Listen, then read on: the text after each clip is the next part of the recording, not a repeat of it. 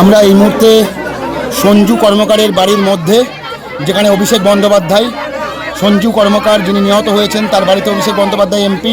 এবং বাইরের ছবিটা ঠিক এরকম, চোচ্চ স্লোগান থেকে শুরু করে একটা জনবিক্ষোভ, জন আক্রোশ কিন্তু আমরা দেখতে পাচ্ছি।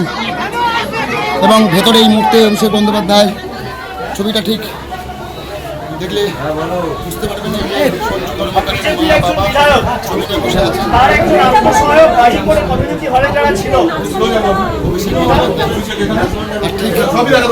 এই যে এখানে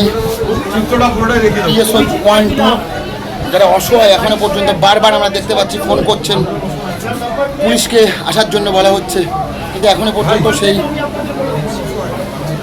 ছবি আমরা দেখতে পাইনি যে পুলিশ বা সিআরপিএফ আসার। ভেতরে অফিসে চিটকিনি দিয়ে রাখা, বাইরে থেকে ধাক্কা, তার মধ্যেই কিন্তু অভিষেক বন্দ্যোপাধ্যায় কথা বলছেন।